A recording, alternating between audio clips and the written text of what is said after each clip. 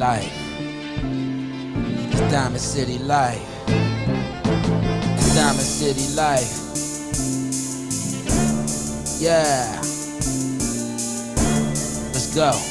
It's Diamond City life. It's Diamond City life. It's Diamond City life. Ladies and gentlemen, DC, DMV, America. Man, this is the Diamond City Life Show, man, and I don't have Frank C with me, but it's your boy Blizzy, and I got a special guest with me, though. A very special guest, man. I got the lovely Miss Dayne with me right now.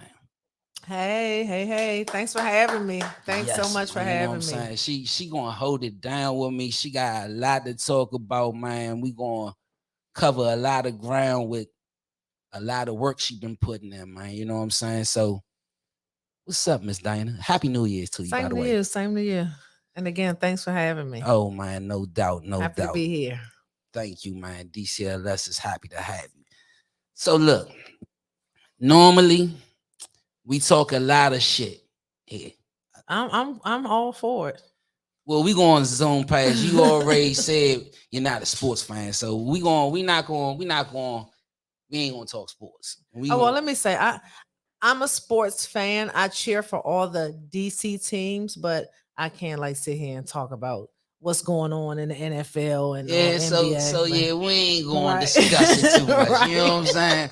We ain't gonna discuss it too much, you know, because we go deep into it. We get rowdy over here and all that. So it's no need. But I do got something slightly random for you though. Mm-hmm. Anita Baker versus Phyllis Hyman in the verses. Oh my goodness. Anita Baker versus Phyllis Hyman in a verses. I would have to, and I love both of them. Why would you make this question so fucking hard? Hey. But if I had to pick one, I would have to say, Anita Baker. I mean, part of me want to say. I have to say, yeah, that's what I'm saying. Look, Phyllis Hyman is she was bad, but she was bad. But Anita Baker, like, so is Phyllis Hyman the one that? Is she the one that you actually want? You want to see both of them live, but is she more the live performer that you want to see versus hearing Anita on like a radio CD type thing? You know, when you hear Anita, you getting like a certain type of mood. She like a mood setter. Both of them mood setters, but Anita, you know, she gets you like it's like that sultry type of feel. And I saw Anita Baker perform before, but I never saw Phyllis Hyman. You know I never saw her live in performance, but I just can't like both of them on a bomb. I couldn't pick but if I had to choose, I would have to say Anita Baker because the catalog is long, very long. And it's like everything that she put out was the bomb. Yes. Lengthy indeed, man. So that was a curveball, but not quite a curveball, right. But an icebreaker, but RIP to Aaliyah. But I got another question for you. If she was still alive, would Beyonce be Beyonce?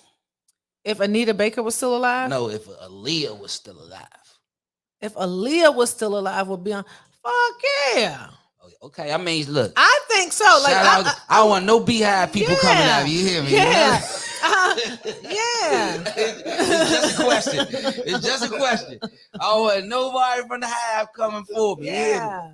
Aaliyah was the bomb. I like Aaliyah, but I still don't think she would have held a torch to Beyonce. You don't think Aaliyah was transcended while she was here? She was. And her last song, before she passed, Rock the Boat. Yeah. I said when she got in that plane crash, I said, damn, she was on her way. That song was her last song. Mm-hmm. She was on her way. She did the video. Mm-hmm. I said she was on her way, but I don't think she would have been able to hold a torch to Beyonce. That's just my personal opinion. Beyonce is bad as hell. Okay. All right.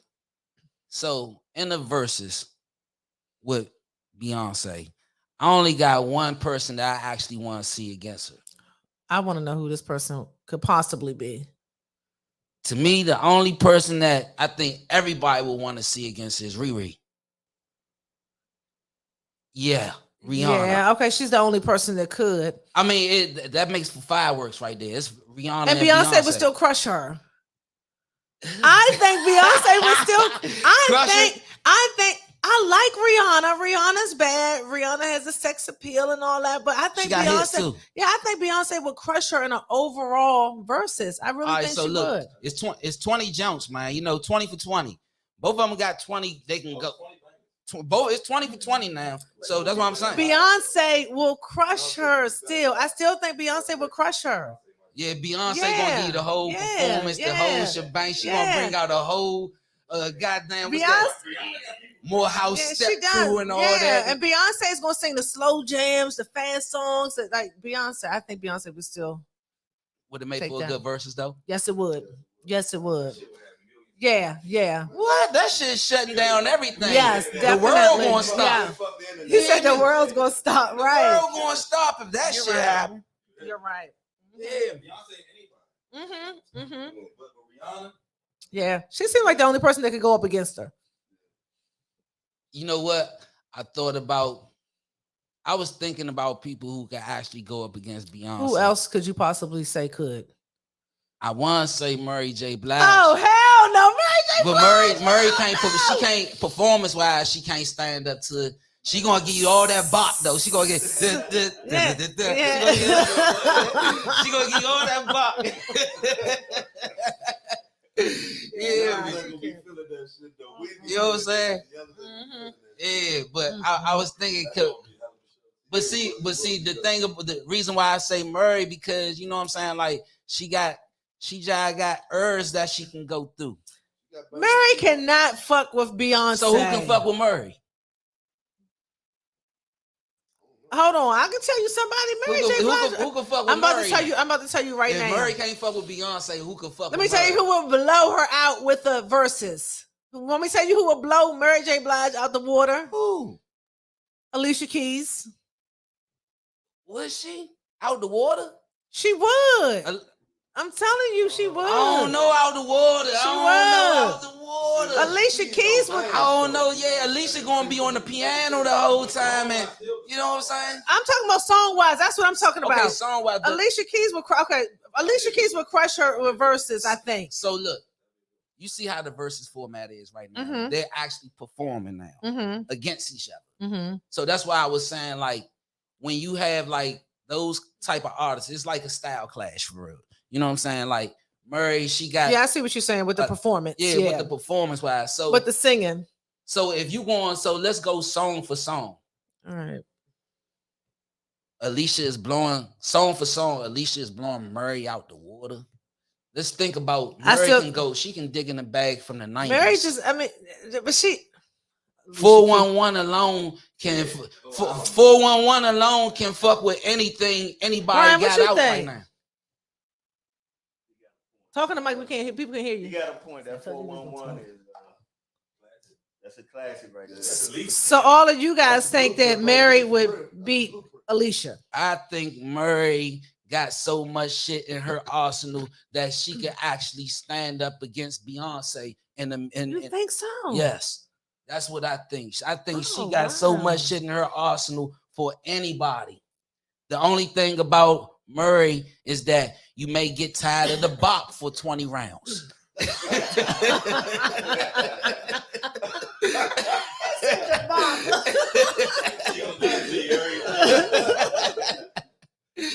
You may get tired of that joke, man. All right, Murray, enough is enough with that shit. You hear me? You know what I'm saying? So but I think her catalog is deep enough to go against anybody. That's why I say, like, Beyonce from a performance standpoint and her catalog is heavy, but it's people out here got heavy catalogs that can fuck with Beyonce catalog. She just a hell of a performer and she got a hell of a fucking fan base. Yeah. So I think that's the thing that wins all the time. Her fans are going to get her over all the time. You hear me? You know what I'm saying? Like, that's why I'm real careful. I still think she's the queen. That's why I'm careful about this shit. I ain't gonna talk too much shit about Beyonce. The queen. She's the queen. Yeah, hey, look, when she came out with my man Jay, he came a fan all over again. He did.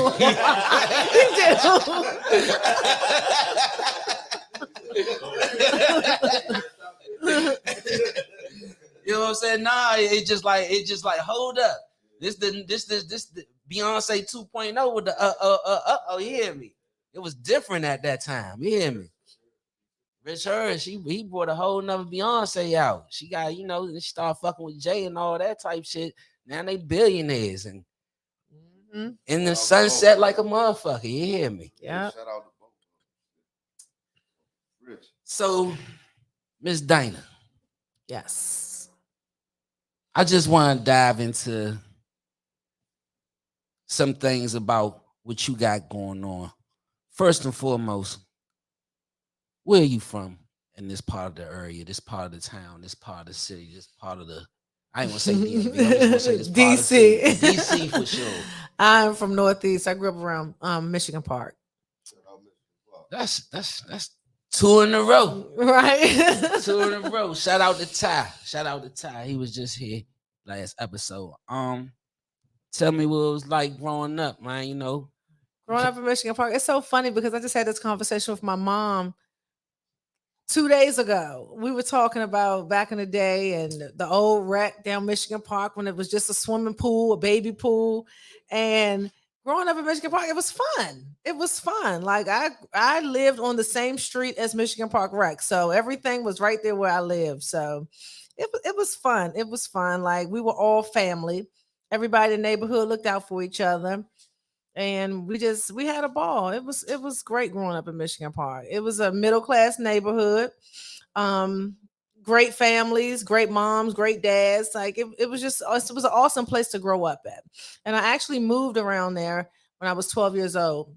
When I was young, I lived on Newcomb Street in Southeast. Mm-hmm. And I thank God that we moved from Newcomb Street Southeast at a young age. Mm-hmm. But even growing up in Southeast, I had fun in Southeast where I grew up. I lived in Newcomb Circle. Like go to the back of Newcomb Street, it's a circle, townhouses, and we moved back there as soon as they built the townhouses back there. I think whenever you young, growing up in the city, like if you from the city and you young, whatever part of the city you grew up in, you're gonna have fun. I had a ball in Southeast. We used to walk up the street to Mellon Street to the highs back in the day on MLK. Like I grew up around there. I loved it.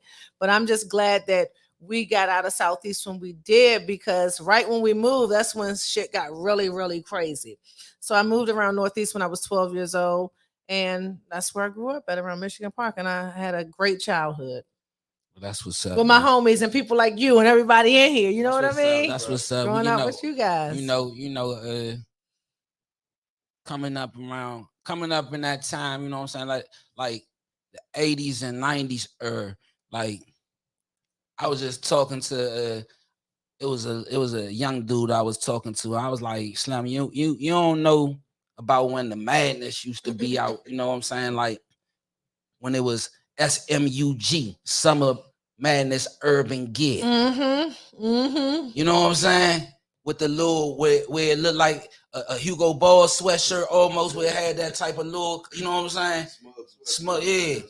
And I was like, man, that's the I came up in. With the little, you know what I'm saying, the fisherman hat joint with the, you know exactly. That's the exactly. That's the I was young coming. I was like, man, that's when I ain't even, because when I came back from Atlanta and came back up here, and when I went to Rabot, and when I went to Rabot, I finally realized what Uptown was, because everybody from Uptown went to Rabot, except people from my side of town. So it was a lot of niggas started getting jumped and everything. So I know you remember when Rabot and Bacchus fought top. Well, I went to Bacchus. I went to Bacchus, and when I was in Bacchus, we wasn't tripping off Rabot. Like when I'm talking about when I was in Bacchus now, okay. I will be 50 in 2 years. I'll be 49 this year coming up. But when I was in Rabot, we didn't have beefs. Like Bacchus. You was at Bacchus. Yeah, I was in Bacchus. You but said when I was at. Oh, the drinks. Okay, Thank you. What school did I go to? Do I know what junior high school I fucking went to? Okay, right. When I was in Bacchus, we didn't have beefs like Rabot and Bacchus, Michigan and Riggs. We were all family. Like it's crazy. Like seeing how people are now. Like you just said, Rabot and Bacchus, Riggs and Michigan. When we grew up, we were all together. We were one big happy family, but the only difference was Michigan Park, we went to Roosevelt. Riggs Park, most went to Coolidge. Yep. Yeah, but we were, I don't understand that beef and stuff with Rabot and Bacchus because we were one back then when I was in school. So let me tell you, I don't know if you heard or even remember when Rabot and Bacchus met up Fort Totten and it was two schools that just got the wrecking. Like when I'm talking about total chaos, I'm talking about total chaos. No, I didn't even know about it. So mind you, I lived around Riggs, but went to Rabot. Bacchus and Riggs. Exactly. Man, look, man. I went on home, man. You hear me? I ain't getting involved in none of this shit right here. You know what I'm saying? I gotta go to school with these niggas. And you live around there. I gotta come back home and shit. And I'm not gonna get my ass whipped twice. Right. You hear me? Fuck that shit. You hear me? I ain't trying to get questioned twice. You hear me? That shit was so motherfucking wild, man. But nah, I knew you. Because our area was a fun area. You know what I'm saying? It was like,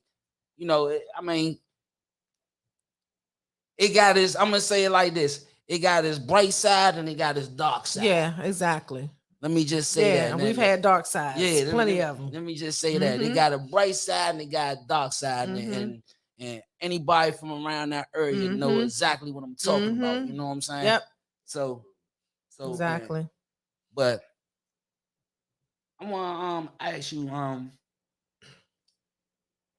you got a lot of things going on like in the film industry now. Like, how did you even get your hands involved in that, or what piqued your interest in getting involved in the film industry? It's crazy because how I actually got involved in the film industry period was Mitch Creedle. I always have to give a shout out to Mitch Creedle. Shout out to Mitch Creedle. Mitch Creedle, he was doing independent films. He was doing YouTube films, and he told me about a project he was doing. He was going to do it put it on YouTube, and I was like, you can do it. You can do it. And Mitch gave me that confidence, and I did a few YouTube films with him, short films. And after that, it was just, I liked it. I like being on camera. I like acting. And from that point on, when I had opportunities, I would take them. As time went on, I went to school. I went to acting school in New York. And it just putting myself in that situation and seeing how you can bring a character to life, that made me enjoy it. So I just kept going. Like every opportunity that I had, I would take it. And one opportunity from acting will lead to another opportunity, and then opportunities start coming to produce stuff. Other opportunities start coming to cast stuff, and it was like a ripple effect. It just one thing led to another. One door open, another door open, another door open, and doors are still opening. So it's just been crazy. How is it that you are able to, like, once all these doors start opening, like, it's okay? How are you able to manage all of it? Oh, well, some of them I can't manage. Some of them, they close. Some of them have closed right in my face when I got my foot to the door. Some of them have closed because I've trusted people who said, I got you, come on. Or people that I've worked with and helped them, and they got to the door. And once they got to the door shut. So I've gone through a lot of bullshit. So let me just clarify that. I have not gotten through every door that opened. And I look at it as a blessing because I wasn't supposed to go through those doors. So it's like now at the point that I'm at, I feel like God put me through everything that I went through to show me certain things, to make me strong. And now the doors that are opening, I'm finding that there are people that are sincere, people that respect my hustle, people that respect my grind, people that realize that I am an asset to their team. So now the doors that are opening just right now, I've been going through this shit for years. Now, finally, in 2021, I can say I feel like the right doors are opening. So a few years ago, I might have been mad because this happened. This person did that. I trusted this person and this person let me down. But now, like my husband said to me earlier, he said, next time you see so-and-so, when you look at her, don't look at her and be mad and want to cuss her out. Look at her and say, thank you, because I wasn't supposed to do that shit with you 3 years ago. Mm-hmm. You fucked over me. Thank you. You were supposed to fuck over me because I wasn't supposed to do that with you. Mm-hmm. And now it's coming to life with the right people. Mm-hmm. So I don't want to even glorify like, yeah, doors been opening. I've been doing this. No, a lot of the wrong doors open. But it's just like now in 2021, I feel like God has positioned me around the right people that I need to grow and go with. That's always a good thing. Like pretty much like, you know, we always got people that got doubt, but you know, they gonna act like, well, they still gonna be in your face because they see what you doing. But in the same token, you know what I'm saying, they don't have the faith that you got in yourself. So, you know what I'm saying, self-faith and having that in yourself is that perseverance. You know what I'm saying? They keep going and pushing through whatever anybody, all that negative energy to push through it and still succeed. That's always, you know what I'm saying, a blessing in itself. You know, so shout out to you for that. Thank you. You know, thank you. I know at one point when you like in management too, when you like a manager for like a rapper or a couple of people or something like that. I just looked at my husband and he just shook his head. No. It's so funny. I will say without saying, it's ironic that you just said this to me, because on the way here, we were driving down Minnesota Avenue, and I just said to him, I used to come around here and pick up my youngin' on a regular basis. When he would be in this area, I was managing him. I was getting him on shows, but he was really from Northeast, and he has a big name. He has a big name. Kept going to jail, coming home, going to jail, coming home. Then he got caught up in some real serious shit. And I said, you know what? I see his potential, but I have to back up, because I don't want to get caught up in no bullshit, because I'm rocking with somebody that's a phenomenal rapper, but he cannot leave the street shit alone. Like, leave the street shit alone. You're a great rapper. You got major people backing you, but you still cannot get away from the street. And we just talked about this on a ride here. Truth of the matter is, that. So I stopped. Truth of the matter is that most of these young niggas right now, man, you know what I'm saying? It's a lot of youngins that got talent right now, but they ain't even got one foot out the street. You know what I'm saying? And if you ain't even got one foot out the street, if you can't let it go to try to achieve in what you trying to do, it's not going to get accomplished. Right. And if you're not going to listen to the people that's trying to better your situation, it's never going to get accomplished. Right. Exactly. You know what I'm saying? Because when you got people that's coming to help you, let's keep it all the way real. You know what I'm saying? You got people that's coming to help you, trying to put you in a better situation because they see your potential of what you can possibly be, and you fail yourself time and time again. Not even failing that person, but you failing yourself because you letting yourself down by not reaching your potential. Exactly. So yeah, I just had to. I know exactly who he is. He's not. I ain't gonna say his name, but I know exactly who he is. Yeah, and I like him because I'm gonna keep it real. A friend of mine before you used to manage him. You know what I'm saying? He from around my hood. Used to play for a popular band in the city. We gonna just keep it like that. You know what I'm saying? And Shawty, actually, man, we shot a video, and Shawty actually, when I had a Don't worry about That's that. my You know phone. what I'm Cut it saying? off. This is how real this show is, man. Phones ring and everything. Lord, I'm used to. Hey, look, my co-host. Hey, look, I'm gonna just say this. This is funny. My co-host, he had this whole phone ring in the middle of the show. I answered that Jones like, yeah, man, I'm doing the show right now. Look, I'll call you right back. so that's how real this shit get. You hear me? But he a good shorty, a good dude though, man. You know what I'm saying? But I just had to remove myself from it because I was like, I don't want to get caught up. I don't want to get shot riding with you. I don't want. Nah, I feel you. I feel you because one thing was certain, two things for sure. You know, certain people can put you in certain situations that you don't need to be in. You know what I'm saying? That you don't have no business being in yourself. You just trying to help this person. And look, the term "stay dangerous." It go for a lot of people, but it ain't gotta go for everybody. You know what I'm saying? And it's crazy because he had just called me like last year before he got locked up again. It was like, I need you, man. I'm trying to get back. Blah, blah, blah. What'd I tell you? I said, I can't. Didn't I tell you that? I told my husband, I said, I can't do it. It's not worth it. Like I got too much shit going on to put my brand with your brand. I don't give a fuck who you attached to. I got too much to lose. Yeah. Like I had to. Yeah, I mean, and then, you know, like I said, man, it's, you know, it's a lot of youngins that for real, they just, it ain't, you know what I'm saying? Like, when you in it, especially if you beefing, beef don't really die to the person. Exactly. You hear me? So exactly. Let's keep that all the way a buck. You hear me? You know what I'm saying? I was talking about that too the other day. So time don't make it disappear. Yeah. What are your personal experiences been like in the industry? Fucked up. No, I'm joking. What am I? You know what? Don't give me nothing else to drink. I might keep it too real. Nah. My personal experiences in the industry.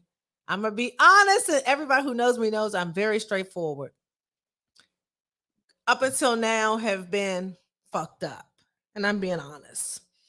And I say overall, they've been fucked up because I have supported a lot of people. I've helped a lot of people. I've been on a lot of people's team, and the love has not been reciprocated most of the time. And I'm being honest. And I have my people like I said earlier, Mitch Creedle, Gil Nelson, Dr. Lavelle Long. Who else can I say? Randall Lawrence, Anthony Commodore, people like that have helped me along the way. But then I've also had other people who said, I got you. And I'm riding with them. I'm helping them. And once they, like I said earlier, once they get to the door, it's like the door's closing. I don't need you no more. I'm good. I'm here now. I dealt with that more than I dealt with people supporting me. I dealt with fake love and support more than I dealt with real love and real support. So I've learned that everybody that smiles in your face, everybody that calls you sis, everybody that says, we're going to do this together, you can't trust that shit. You can only trust what you see. And I was so green, I think, to that aspect. When people told me they had my back, I would believe them. I was like, oh, we're riding together. Because when I say I have your back, I really have your back. It's not a person on this planet, and I will say this on this mic, it's not a person on this planet that will tell you that I ever let them down. If I say I'm going to do something, I'm going to do it. And if I can't, I'm going to tell you I can't do it.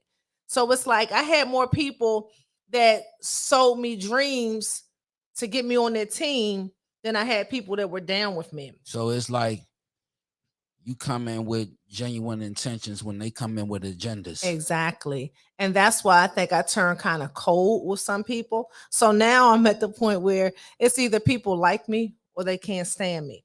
And I'm cool with the people that can't stand me because I know I'm a good person. When I'm with you, I'm with you. And I'm a team player. Like, you have a lot of people that jump on bandwagons. This train is moving up the station. I'm going to jump on this train. This train is going this way. I don't give a fuck if I don't know you. I don't like you. I'm going to support you. I'm going to kiss your ass. I'm going to jump on this train with you. I'm not jumping on nobody's train. I'm not kissing nobody's ass. If I have to grind from the dirt by myself to get to the top, it might take me 10 years longer than it takes somebody jumping on somebody's bandwagon. I don't give a fuck. I'm going to ride this thing out and I'm going to keep my integrity intact. So that's one thing that I'm big on.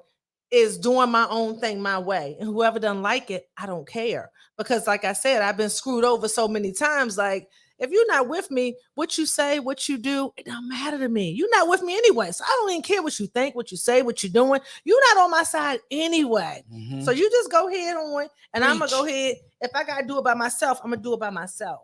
And that's how I am. And I Preach. stand by that. Preach, man. Like, man, look, man. Fuck these people. If you ain't with me, Thank you. against I wanted to post that on Facebook the other day, and my husband said, "You can't post that. Delete that." Well, you know Hey, what I'm Brian, saying? ain't that what I said? Fuck these people. I Yes. just said it for you. You hear me? You know what I'm saying? If you ain't with me, you against me. Fuck. Yes. That, You know what I'm I'm saying? laughing, but those were my exact words to my husband. He said, "Babe," I said, "Fuck these people." Because when you know you have a good heart, and when you have good intentions, and when you have people just steadily throwing you shade and doing fucked up shit for no reason, that's how you get. Fuck these people. Like, fuck these I didn't people, do nothing man. to you. That's you got an issue. I don't have an issue with you. You got an issue. So fuck you. Yeah, man. That's how I feel. Man, I don't look. say it, but that's how I feel. Look, man. Sometimes I be saying that. Thank shit, you for like, saying it for me. Like, look, man. Look. And Brian, you recording this? Don't tell me I can't post this. I'm posting this video. Hey, look. ain't no time to not express yourself, man. Right, exactly. We in 2022. Mm-hmm. Too old anyway. Fuck all that shit, man. Tell us about the pro se litigator. Pro se litigator, the Antoine Jones story. It's crazy because the Antoine Jones story started because Twan represented himself in federal court. He was the pro se litigator. He went up against all the odds. He was told he was crazy. Why would you represent yourself? You know, the feds have 100% conviction rate. You are a lunatic to try to represent yourself in federal court. Mm-hmm. But he did it. And we have a mutual friend. And the mutual friend told me about Twan, blah, blah, blah. And he used to own Club Levels. I don't know if y'all remember Club Levels back in the day, around the corner from New York Avenue. Levels. I forgot that street. The street right behind New York Avenue where the McDonald's and the Checkers is. And what's that? It might, whatever that street is, right behind New York Avenue. You know what? Yeah, behind New York Avenue. You said where McDonald's and the Checkers on the is? opposite side, McDonald's right here. Over there by where Stadium and all that is? No, on the other side. Behind KFC. I think it was behind. Yeah. Back in the day, he owned Club Levels, okay. Right? And he owned what Club Levels, and he owned a few clubs. I forgot the name of the other club. I used to go to all the clubs back in the day. But come to find out, we had mutual friends. Mm-hmm. So once one mutual friend told me about his story, he was like, "This is what he want to do." I was like, "I would love to meet him." So I went over to DC jail and met him. We talked. And I told him, "You need to write this story." Like, I pushed Twan to write this story. He will tell you, like, he wrote that story because I said, "You could do it. Do it. Write this shit. You in jail and they trying to send you to life. Like, write your story." Oh, so long story short, he pressed him out to write it. Yes. And he wrote the story and he did his pilot. He came home. He did end up coming home. He represented himself and he's free. Oh, he came home. Shout out to Antoine Jones. He came home. He had the script and he was like, "Let's rock." We did the pilot. We did the TV pilot. I was a casting director for it. I started my own casting company from this project. I never thought about doing. Shout out to you for that. Thank you. I never thought about doing casting ever. I need you to record this. You can. Okay. Go ahead, man, get your footage. I never thought about doing casting. Like, that's not something that I ever wanted to do. Never even thought about. But when Twan said, "Okay, I need a hell of a cast," I said, "Okay, he needs a casting agent. He needs a casting manager. He needs a casting director. I can do this." I didn't know what to do, but I said, "I'm smart. I can figure this shit out." Mm-hmm. And I figured out how to cast for this project. So I cast for the project. He wanted diversity. I had all nationalities, and the pro se litigated cast was straight fire.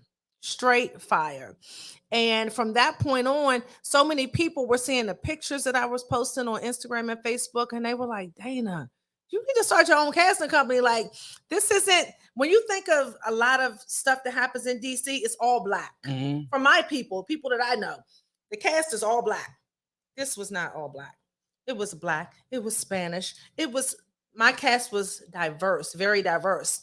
So I said, you know what? I'm gonna start a casting company, and I'm gonna keep going from this point on. So how'd you go about like getting the cast though? Like, I mean, I know you started the company, but like gathering the people to I did my research online, roles. and I joined different organizations, and I put out casting positions for different parts, and people were coming in, and I got, when I say hundreds, I mean like 500-600 Really? people that submitted, right?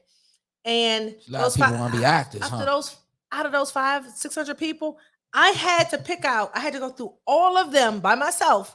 I had to pick out all of the people that I thought were the best, and then send it to the team. And then we had to narrow it down, then narrow some more down. But I, by myself alone, had to go through each submission and say who I thought was great enough to go to the next level. We went through a lot to find those, 50 or 60 people that we casted. Oh, wow. Out of 500 or 600, I had to go through every one, and we picked like 50 or 60 cast members. So shooting on location, how difficult was that to shoot at different spots? It wasn't difficult because he had the funding and he made it happen. Like, we even shot at the jail, at the old Lorton. Yeah. We shot inside of Lorton. Like, it was phenomenal. Like, he was prepared. He got everything that he needed to get together to make this happen. And the location, and we shot at I think it was Alexandria Court. We shot at the courthouse, at the actual courthouse. It was phenomenal. Like, he was prepared. He said when he got out of jail, he was going to make it happen. And that's what he did. And we are just getting started. Like, the Pro Se Litigator, I feel in my heart is going to be big. I can't say too much about it, but they are working on that right now. When are we expecting to see it? I can't say too much because it's like, it's being worked on. Yeah, it's being worked on right now as we speak. Yeah. Okay. But it's coming now. Yeah, it's coming. Okay. It's coming. Okay. That's what's up. You're an entrepreneur. You got a bag line out, man. You know what I'm saying? Like, let's speak on that. You know, everybody likes getting a bag. You hear me? Okay, this is my bag line. You make the bag. You make the bag. You make the bag. That's my bag line. And I started this bag line because I was inspired by seeing other people paint on bags. I watched other people paint on bags, and it's a young lady out in LA. Shout out to, I think her name is Sonique. She's in LA. I saw her bag, and she has a bag that says, "You're fake like this Birkin," or "You're fake like this Chanel." Then I saw some other local people that had bags with just artwork on it. And I'm like, damn. And I followed them and I stalked their pages, and I saw how great they were doing. I was like, they're doing phenomenal painting on purses. Yeah. So I said, I was stressed. I was like, Sonique, I watched her for 3 months. Her cheapest bag was maybe $275 or $300. I watched her sell out of 300 bags in 3 minutes. I said, for 3 months. I told my husband, I said, Brian, the second month, I said, she sold out in 3 minutes. 300 bags. The cheapest one, some of them were like $300 or $400, but the cheapest one was, I think, was like 300. I said, she sold out of 300 bags in 3 minutes.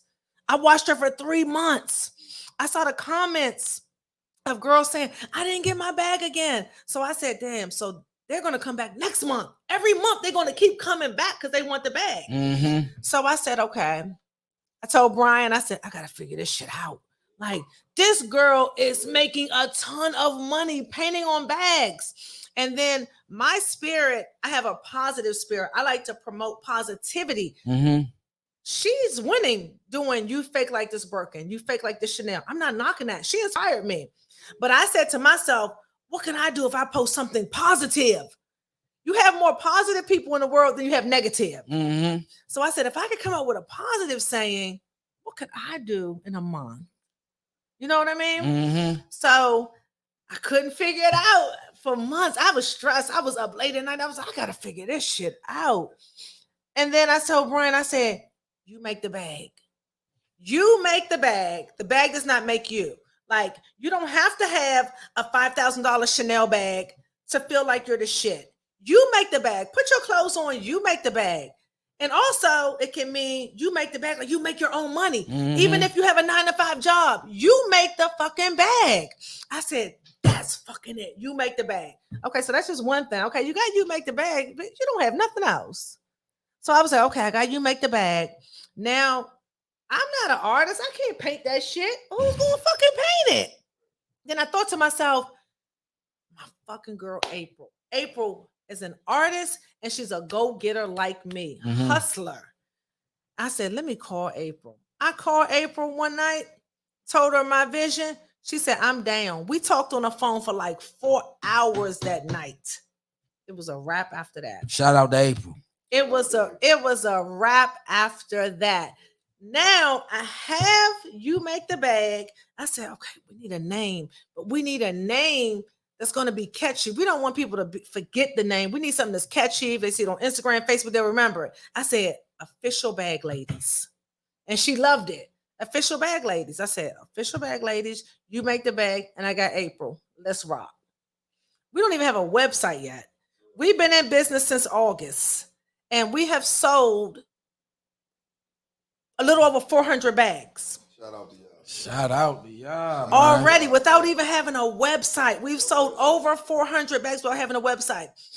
And it's so crazy because I find that people, Instagram, Official Bag Ladies on Instagram. I find that a lot of people try to put the press on us.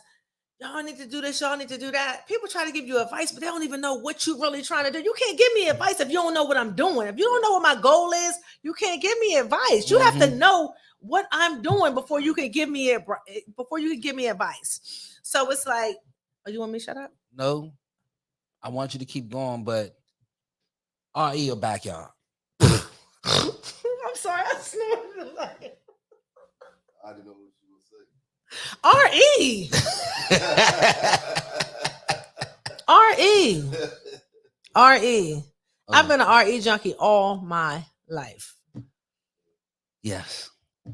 We champion back, but we know RE, you know what I'm saying, it's levels. You know what I'm saying? We know it's all levels. my life. We know it's levels. Since I could get in the go-go, RE. What did I say I'm doing for my 50th birthday party, Brian? RE. And what did I say? What about RE though? Not just the RE now, what? Old school. I want funk. I want D Floyd. Whatever I gotta pay to get the real RE, and I want shit from the 80s and 90s. Y'all keep that 20. The real RE. Yeah. For my 50th birthday party, I got 2 years. It's All going right, down. look, we're gonna take a DCLS break right quick, and we're gonna get back to getting some more questions answered from you. You know what I'm saying?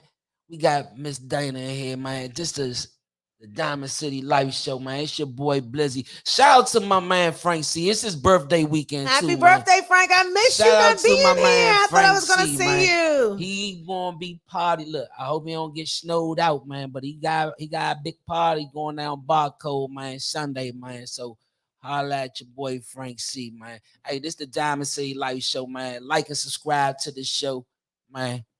Fuck with us.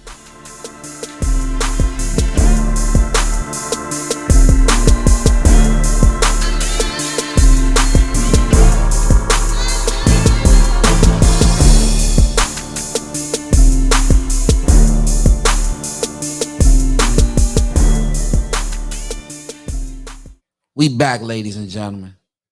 You know, I gotta get technical over here and shit, you know what I'm saying? But look, I got my special co-host / special guest, Miss Dayne. Hey.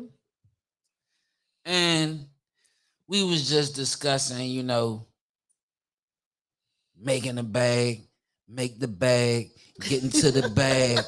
You make the bag. Everything a bag. Everything a bag. Everything a bag. Hey, look, what projects you got going on right now? Well, right now, it was so funny because on a break we were just talking about me being on an episode of Ready to Love on the OWN network. And that was a phenomenal experience. Shout out to my girl, my sister Sabrina Soul. She's one of the regular cast members on Ready to Love DC. Shout out to you. And it was so funny because last night we watched it and it was a reunion last night. And I wasn't expecting to see myself on TV again, but they used that same clip of me going off on her potential date. And it was a phenomenal experience. It really was. It was crazy because after the experience, after I watched it, I felt kind of bad because I was kind of like tough on the guy. But it was my girl. Like I gotta ride with my girl. I gotta make sure my girl is straight.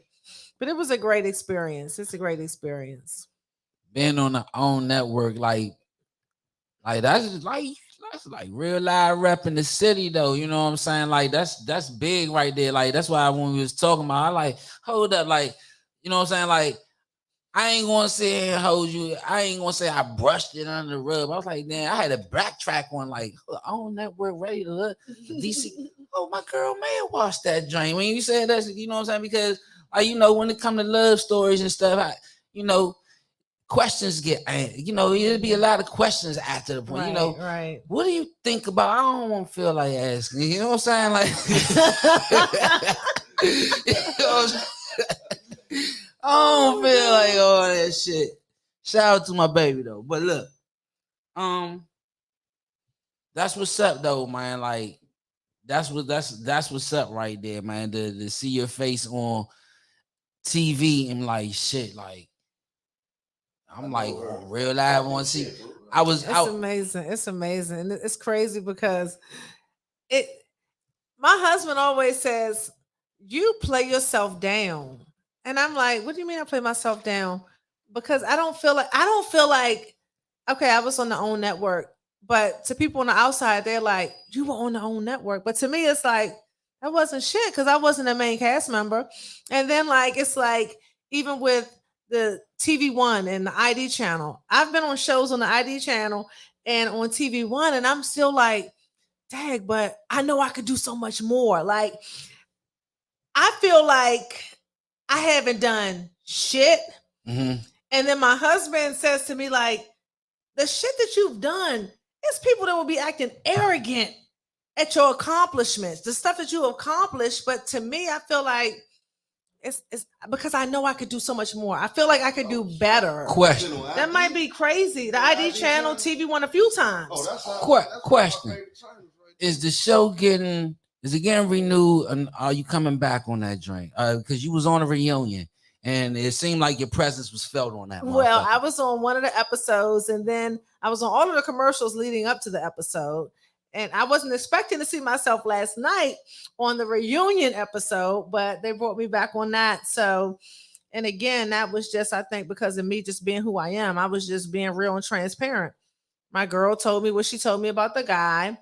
And I just asked them questions. And maybe because I'm so direct, I came across a little more tough than her other friends, but it is what it is. So look, is reality TV? Hold on. Yeah, go ahead, sit. Yeah. I'm going to be 100% transparent. Reality TV is reality TV. I would say half and half. And this is me speaking from my own experience. I'm not speaking for the OWN network. I'm not speaking for TV One. I'm not speaking for anybody else. It's my own experience. I would say half and half because as far as situations when it comes to reality TV, the producers tell you what they want. So if you're on this show and the producers tell you what they want, it's your job to do what they want you to do. Whether you agree with it or not, you want to keep your job, right? So if the producers say, this is what I need for this segment, or when you go meet with this person, this is what I need you to talk about, you do what the producers tell you to do. And it has a lot to do with editing. Mm-hmm. I can be talking to you and I can say, oh, fuck that bitch. Follow me. Fuck that bitch. I'm talking to you.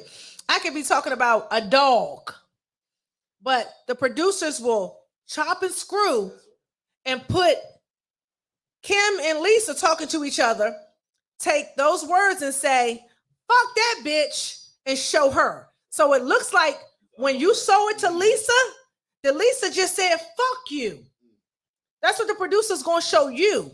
So then when you and Lisa go to dinner, you mad at Lisa because the producer just showed you. They showed you Lisa saying fuck you. So the producers do a lot of chop and screwing So shit. it's a lot of manipulating going on, man. Pretty much. A lot of manipulating.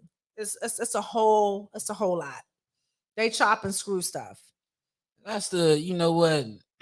That's the point. They be trying to make shit spicy and everything, you know what I'm saying? Not realizing that you dealing with real people.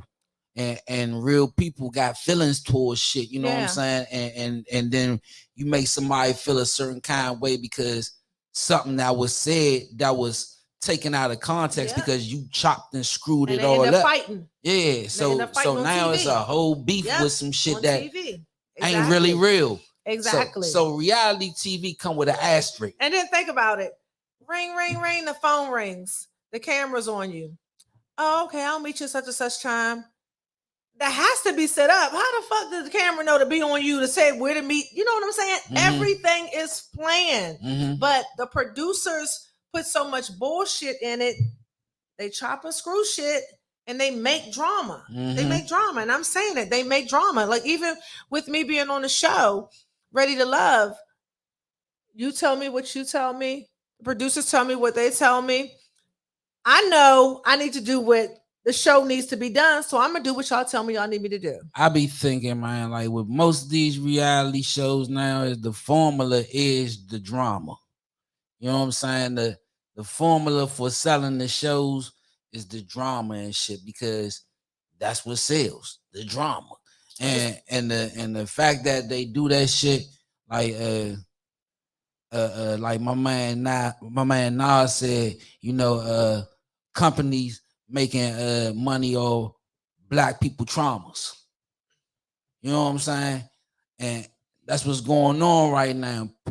People making money off people traumas and stirring up shit. It's like everybody wants to stir the pot because they want to see some bullshit just for entertainment and profit. Entertainment could be positivity. It's like entertainment just has to be something fucked up. You have to be cheating. You have to be fucking around. Like entertainment with black people has to be something fucked up. It doesn't have to be fucked up. And I try to go. I tried to. She needed that. She needed that inspiration. No, I had to get it. Okay. I tried to have a reality show. And with my reality show, I had the cast. Cast was phenomenal. Gil Nelson, Pam Nelson, Brian and I, Benita and Thaddeus. Who else was it, Brian? Doc and Nicole, Dariki and Al. I had Terry and Stan. I had couples that were grinding together, building empires. And my whole vision was, okay, most of the time when you see reality shows, you see everybody's rich already. Everybody's rich. Everybody has Bentleys. But that's not most of the fucking world. I'm sorry, but that's not most of the fucking world. Most of the world are not driving Bentleys and living in huge houses. And that's not most of the world.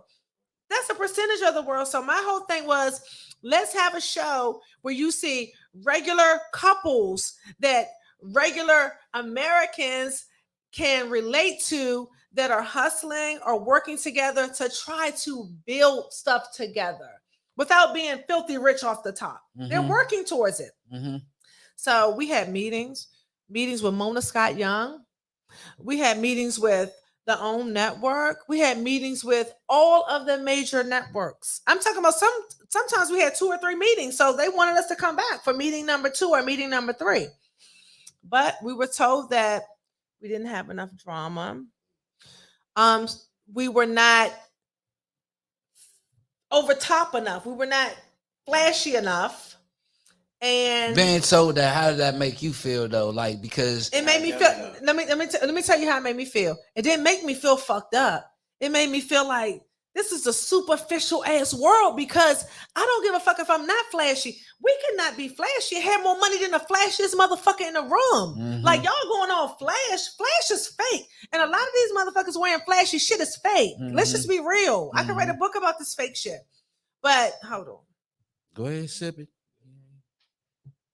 It's crazy because damn, I forgot the fuck I was just talking about. We was talking about the flashy shit. Flashy shit. Yeah. So it's like it's like most people who look on the outside, people on the outside looking in, they like, oh my God, he has this car. They have this house. They're living a wonderful life. So I could write a book. Some people are fucked up. They got credit card bills. The house is in foreclosure. They don't like, it's all an image, and social media helps it because social media, you can be whoever the fuck you want to be. If you just want to portray yourself like you this rich person, I don't give a fuck if everything you have is fake. You can put it on everybody. Oh, she got it going on. Oh, that's the Matrix for real. Yeah. You can enhance who you are. Yeah. Like on no other. Media. Yeah. You hear me? Thank you. Bring me back, please. Somebody Hold up. bring me back. We went from that to So what happened to all right. Oh, so my reality show. That's Your the whole point I reality was show. getting at. Flashy to reality. Let's go. So we had meetings, several meetings with all the major networks, everybody. And I told you what they said. Some of the cast weren't flashy enough. We didn't have enough drama. And then, we were too old. Oh wow. Yeah, too. And now you know that's bullshit. Look at some of these old bitches on these shows. Right. So, and then Mona herself, her team, Mona Scott Young, the queen of reality TV. Her people went back to the OWN network. The OWN network they love me as me and my partner Ebony. They love the show. They love the concept. They love the cast. But they said, you know what? Carlos King is the main producer there. Carlos King has already has a show in the works. Love and Marriage DMV. They got Love and Marriage Huntsville, Love and Marriage DMV. My show was Love and Business. And the concept was kind of the same, even though everybody wasn't married. It's couples grinding together. That's just like Love and Marriage. So he was like, Carlos already has Love and Marriage DMV in the works. So at that point, it was like, okay, we've been trying. We start filming. We filmed the whole scissor reel right before COVID hit, and COVID shut us down, 2020. And just about 4 months ago, they came back after like the third meeting with OWN, and they said Carlos is already doing Love and Marriage DMV, and they already start filming. And that's the one with Quicksilver, his wife, Jamie Nerena, and two other people. And the main girl who brought all of them on is the girl that was on Monique. That was on Housewives of Potomac. So that was a show, and my show was too much like their show, and we couldn't compete with Monique because she was already on the Housewives of Potomac. So it was no competition with that. It was no competing with that. So let me ask you this, and I'm not trying to sell you short on it, but you never thought about making a web series out of it? I just did. I just wanted to do the reality show because I felt like we needed something different besides everybody looking like $1 million driving Bentleys. We needed something for everyday people to watch. Like the show that I was presenting to the networks, regular dudes that have jobs will watch that because they'd be like, that's me and my shorty. That's me and my wife. That's me and my girlfriend. Right. I wanted to do something totally different, but it's like they want, whether it's real or not, they want the glitz and glam. And they want the bullshit. They want the bullshit. I think you got a good thing going, man. That was a great idea. I think you should still try to pursue. Because most of America, they like us. Most of America, they are like us in this room. Middle class people. Yeah, middle class. It's more middle class than people that drive around in Bentleys and all that shit. It is. But it's amazing because, Oh yeah, shout out to Ebony. Shout out to my girl Ebony. Definitely. How can people get in contact with you, and how can you give advice to them getting into the field that you're in, as far as like the acting film industry? Well, I would say, and I've been telling people this for the past 2 weeks, I've had quite a few people inbox me about stuff. And if you want to get to acting, I would say take acting classes. Because if you want people to take you seriously, they have to see that you are serious. I would tell anybody that are truly interested in getting into acting, take acting classes because most of the time you have a lot of competition out here. Nobody's just going to give you a role because you want a role, because you're my girl. Especially if you're producing it, because you want to know that the people that you're putting in your project, whether it's TV, film, stage, you want to know that they can make that character come to life. So I would definitely say hone in on your skills, go to acting classes, get an acting coach. And like right now, this day and time, they have plenty of acting coaches and acting schools that are online. So hey, it's been any of your homegirls come to you like, look, I can do it, girl. I think I can pull this role off, man. I have, and I said, fuck no, you can't because you have not gone to school, you have not done this, and I'm not putting you in my shit to fuck it up, and you have not. But hey, then look, I have two girlfriends right now that are in acting serious as I don't know what. Like, look, I Mm-hmm. can do it, girl. Yeah, I have two of my closest friends in my stage play. Shout out to my girl Monique. I ain't never did it, but I can do it. Yeah, I'm not. You have to go to acting school. Like y'all know who Tasha Smith is, right? The actress, Tasha Smith. She's in a lot of Tyler Perry stuff. Like why did I get married? Is that she played the? Y'all remember that movie? Why did I get married? She played the baby mama, the crazy baby mama. Yeah. Tasha Smith. Don't she got a twin? Yeah, she got a twin. Yeah, okay, yeah. So she has a twin. She got a twin sister. Yeah, she was in the baby mama. She was in the joint with Jill Scott. She was in the joint with Jill Scott. And and she was in ATL. She was the twins. She was the twins' mother. Well, she has a real twin sister. Yeah, I know. That's why I said she got a twin sister. Yeah, but my one of yeah. So Tasha Smith. Yeah, two of she directing right now too herself. She's directing. Right? She's coaching. Like two of the girls on my stage play are actually in school with her, online classes. That's what's up. That's what I'm saying. Like I'm not just giving people opportunities. Like you have to put. Nobody gave me shit. I put in work. I'm not giving you anything. If you show me you're worthy of it, and you my girl, I'm gonna put you in before I put anybody else. But you got to show me you're worthy. I'm not just gonna put you in my shit and you fuck it up. Nah. So once again, how can people get in contact with you? They can get in contact with me at only Dayne on IG, Dayne on Facebook, and Dayne is spelled Dayne. And on Instagram, you can also follow my Official Bag Ladies page on IG, Official Bag Ladies. All social media platforms. You heard that, ladies and gents. Oh, I'm sorry. Thank you, husband. And if you are interested in becoming an actor, you can also submit to my casting agency at unitedstarcasting@gmail.com. All actors, kids, adults, men, women, all nationalities. I want to see your submissions. You know what? I felt like a long time I had a face for the tube. You know what I'm saying? A long time, you know what I'm saying? I feel like I had a face for it too. I feel like, you know what I'm saying? I feel like, you know, I can get in the character when it's time. You hear me? You know what I'm saying? Hey, look, I'm a bald head nigga like you too. You know what I'm saying? They like bald head niggas is winning right now on TV screen. You hear me? You know what I'm saying? So I feel like I get on the screen and yeah, man, you know, tighten up my jogging a little bit. You hear me? Tighten it up a little bit, you know, probably speak a little bit faster for the people, you hear me, you know. But look, man, enough of me. But now we got this segment that we call Veterans Corner. Mm-hmm. And lately I've been seeing a lot of stories of young Instagram models like being murdered by like stalkers, ex, and like, what kind of advice do you have for these young ladies that's like putting themselves out there and don't have no idea what they doing? They need to start loving themselves and stop selling you.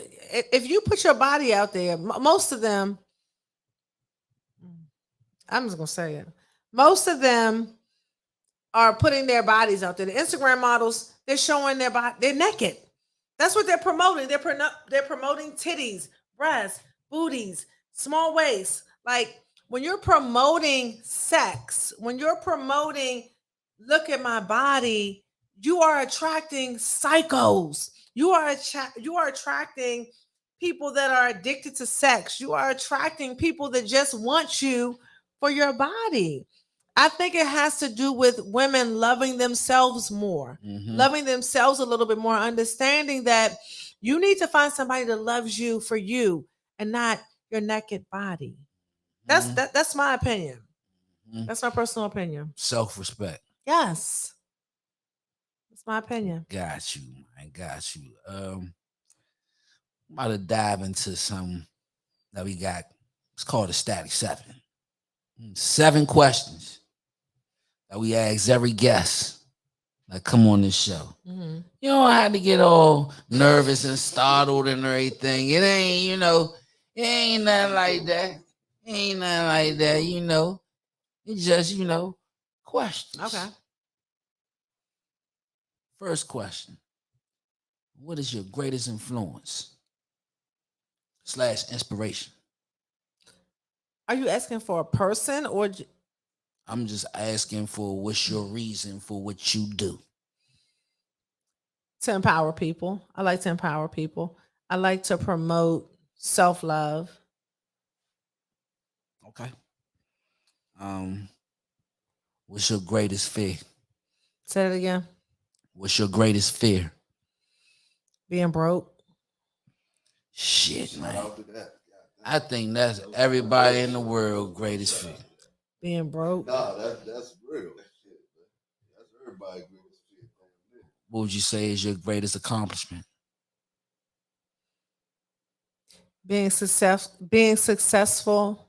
I would say my greatest accomplishment is being successful. I need you to record this. It's full. Don't worry about it. It's full.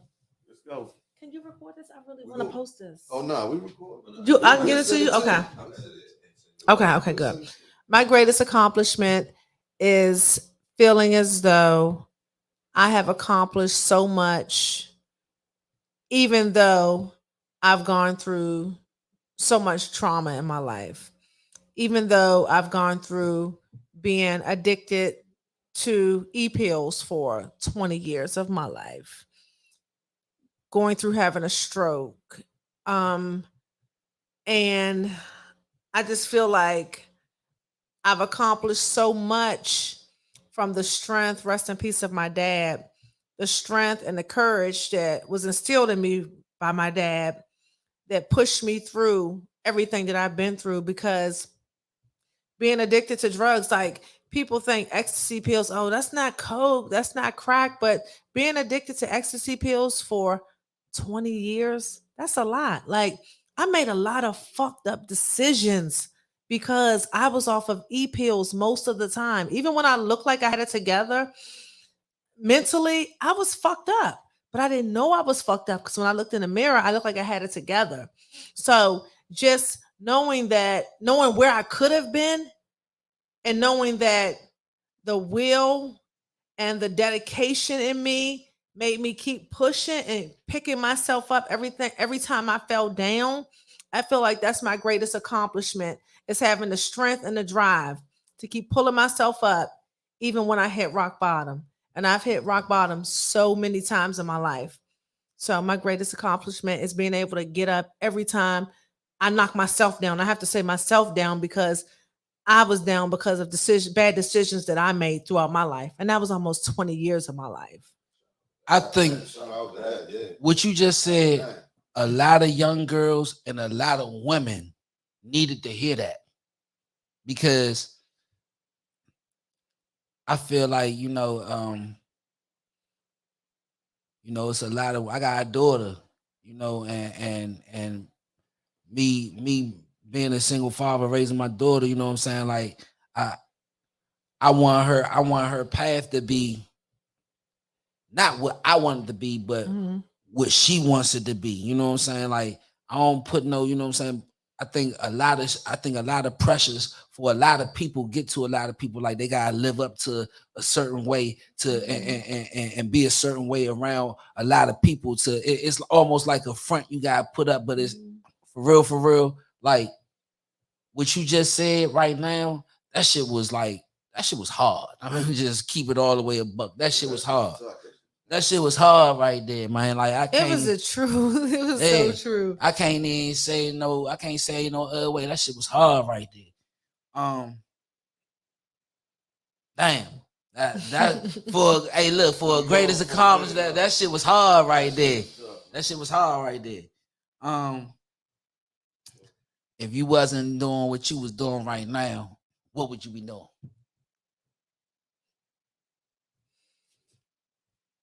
If I wasn't doing what I was doing right now, what would I be doing? Okay, so I have to put my husband in this one.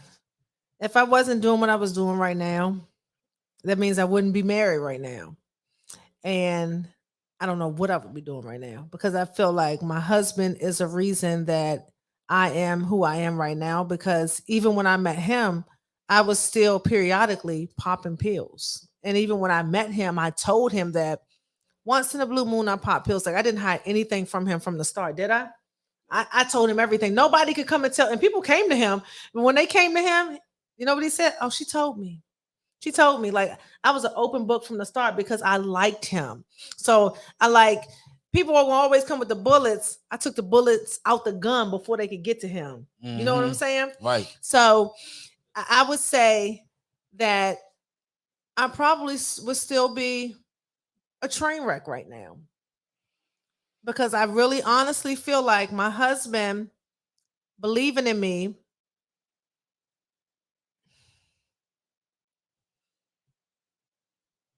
Go ahead and breathe. Go ahead and breathe. Go ahead and breathe. I honestly feel like my husband believing in me and saying, I accept you for all the fucked up shit you did before me, and I'm rocking with you now. Fuck what anybody said. Fuck what you did. Fuck what anybody thinks about you. I love you, and it's me and you from this point. I think him believing in me gave me the strength to be who I am today. Shout out to the hubby. That's what's up right there. That's what's up right there. That's what you call strength. Everybody brings strength to the relationship. You know what I'm saying? When you got somebody who could bring strength to the relationship, you know what I'm saying? Everything. A lot of women would have never told a man they just met, but I knew I really liked him. Most people not transparent. Yeah, and I was like, if he leaves because I tell him everything, then he leaves. But he stayed. Yeah, most people not transparent. So when you got transparency, you got clarity. You know what I'm saying? So, man, shout out to y'all, man. Shout out to y'all for making it through all that, for y'all union and everything. But that being said, this is y'all got me crying this shit on here. I did not come on this. This is a crazy set. I'm a gangster. What am I here crying this shit? I'm not coming on this show no more. So I feel crazy asking this question, right? What? Because you the first person who brought a husband or wife up here, right? Uh-huh. So we normally ask this question, but I'm gonna just ask anyway. Yes. Have you ever had a celebrity crush before your husband? A celebrity crush.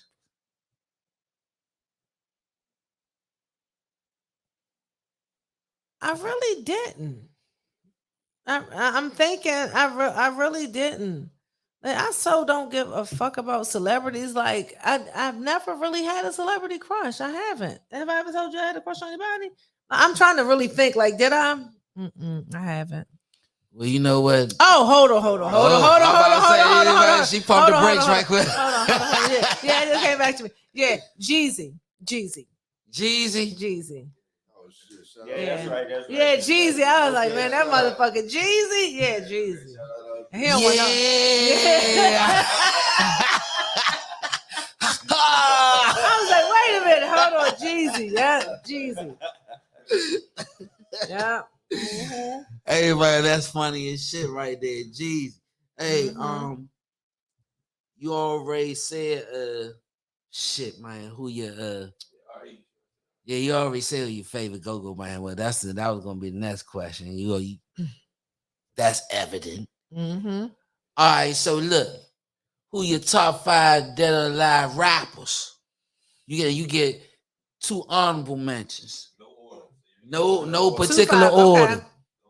Jay-Z. I knew you was gonna say Jigga. Scarface. Shout out Scarface. T.I. Biggie and Tupac. You got 2 more. Right? You got 2 more. You said Jeezy. I didn't say Jeezy. No, go ahead. Say it again. Jay-Z. Scarface. T.I. Biggie. Tupac. I got 2 more. You get 2 honorable mentions. 2 honorable mentions. Jeezy and